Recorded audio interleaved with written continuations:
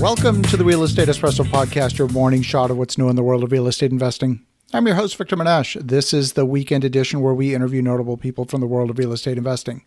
Today is no exception. We have a great guest all the way from Los Angeles, California. Welcome to the show, Ali Boone.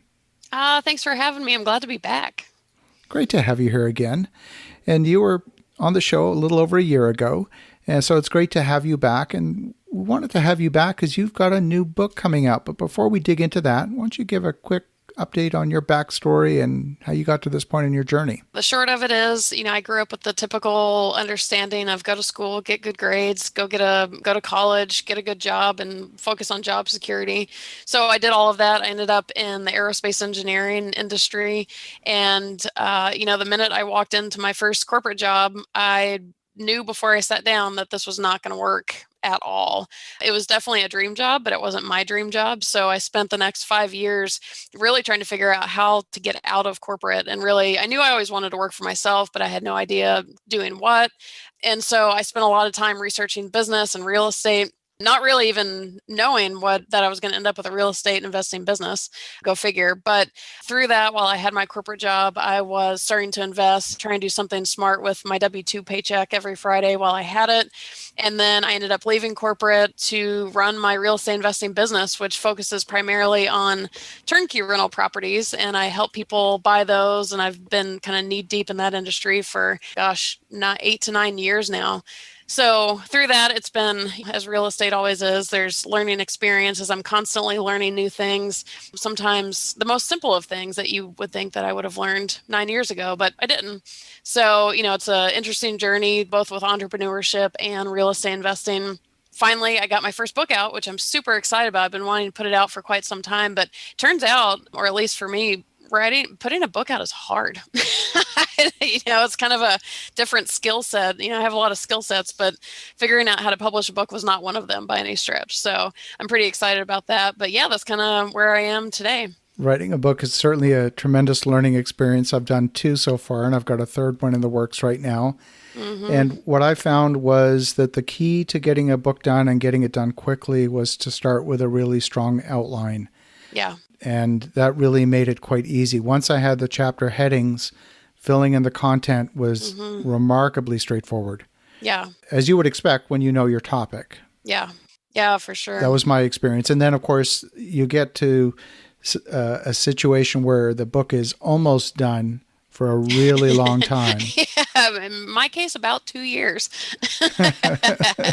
Yeah, it's funny because I was a writer for a long time. I was a writer for Bigger Pockets since about 2012. And, so writing wasn't really my challenge. It was like, what in the world do I do with this writing when it's done? It's like, I don't know how to publish a book. Like everyone's like, put it on Amazon. Well, how do you do that? So it was interesting. I'm kind of glad I did it. I'm usually a big advocate of outsourcing the things that I'm not good at. I want the best of the best with my teammates, with me doing, all of us working to our strengths. But with the book process, I purposely wanted to do it myself because I really wanted to learn that process, and at least for the first book. So it was challenging, but I got to the other side and it's been exciting ever since. So what's the title of the book?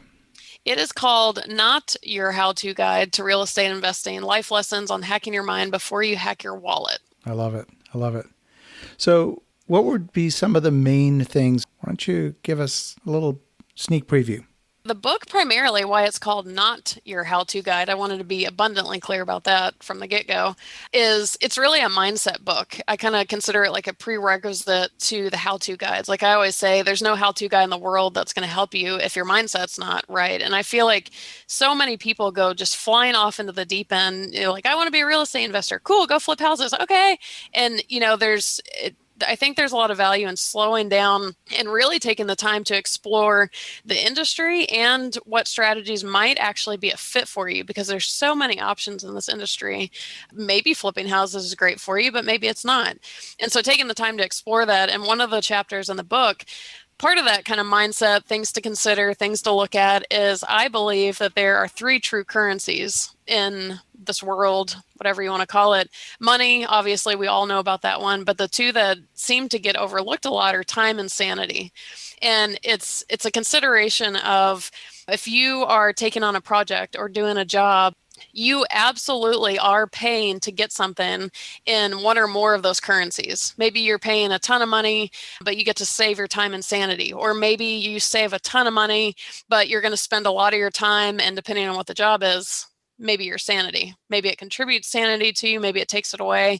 And so, anytime you're considering anything really, whether it's life, real estate, entrepreneurship, what currency are you paying in, and which currency is most important to you personally? For me, it's sanity. I would rather pay way more money if it means I get to keep my sanity.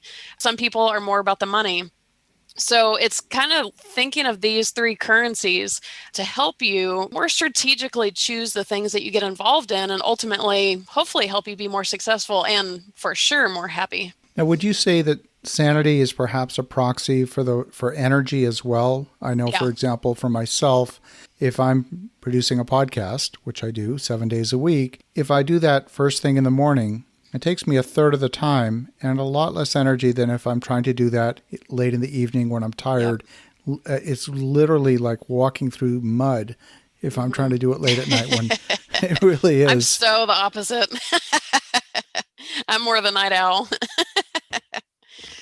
Yeah, no, I think that's so true. And I think there's so many, to exactly what you're saying, there's so many avenues that you could consider all these things. It's like, okay, I have one life. How can I best optimize it? And ultimately that optimization leads to my happiness, my energy levels, all that kind of stuff. It's like, okay, in your case, you're a morning person. Okay, so schedule all your podcasts in the morning.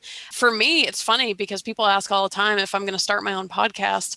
And I can't tell you how little desire I have in that for just an endless amount of reasons. But I love being on other people's podcasts. And so if I force myself to do a podcast, it's for me swimming upstream. And so I would start to chip away at my energy, my sanity. It would take time away from other things that maybe I enjoy more.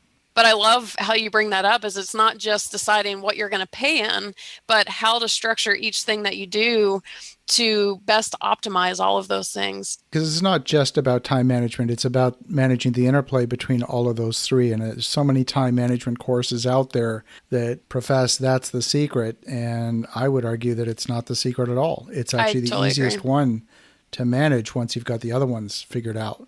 Yeah. And time management, I think about this all the time. I get really frustrated with myself is I am not a schedule person. Like I would love to make myself, I had a mentor one time who showed me his spreadsheet of his calendar. So like his 7 days a week were broken down into like blocks of time. And I was like, man, I wish I could be that efficient because I can make a mean spreadsheet. I could, I used to be an engineer. I could engineer my schedule to be the most efficient person on the planet, but I know myself, I can't work with a schedule. If my brain sees a schedule, it's immediately going to be like, no. And so it's about like, okay, well, I know I'm not going to respond well to that.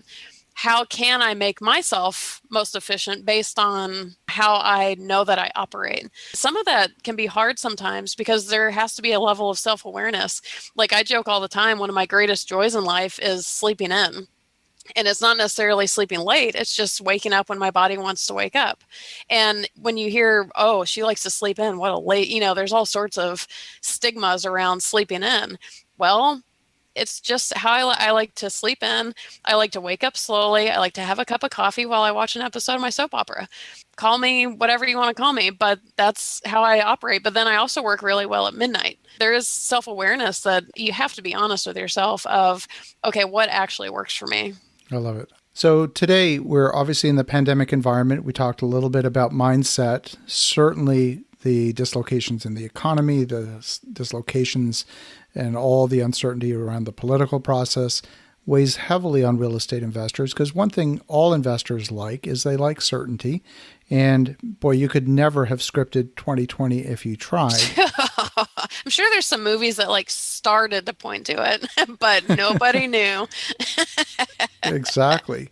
So, talk a little bit about strategizing, managing your mindset in this period of extraordinary uncertainty.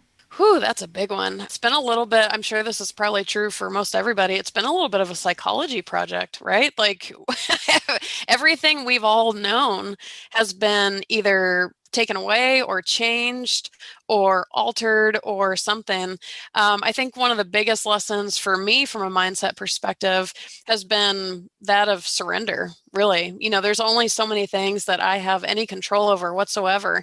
And it's kind of like, I can sit here and try and fight against the things that either aren't working my way or whatever. But it's not to say don't fight for those things ever, but there's certain things right now more than any other time that we can't control.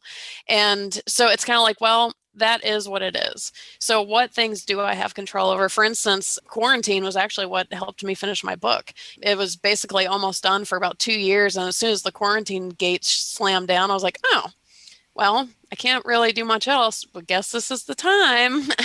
And, so it's really kind of making the most out of what we can do. But from a mindset perspective, I really think for me, it's been a lot of just releasing resistance. When I want to do a certain thing and I can't do it, or I want a certain freedom and I can't have it, well, instead of resisting that and fighting it, I actually ended up with a ton of neck pain this year because I caught myself trying to fight and resist everything that I wanted that I couldn't have.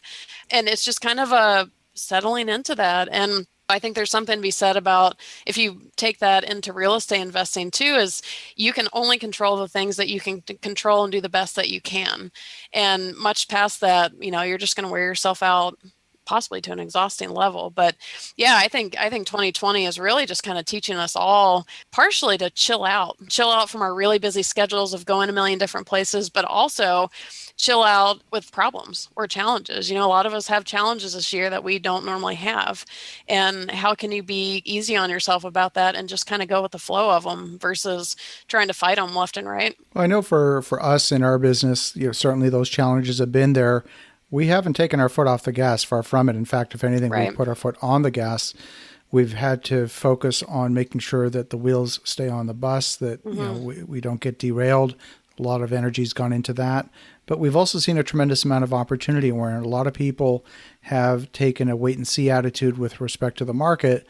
We have found those opportunities that have met our criteria, and we've said, okay, time to hunker down and get some projects done. And of course, it's been more difficult because the environment's been more difficult. Yeah. So it's taken more energy to accomplish the same thing.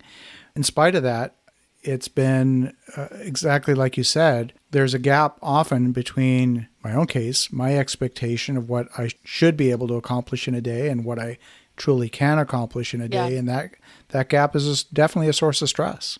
Yeah, absolutely. And I like what you said too, because it is a good kind of clarification on what I was saying is it doesn't mean just chill out and watch Netflix all the time, but also, be really open to, I'm with you. I've actually gotten busier.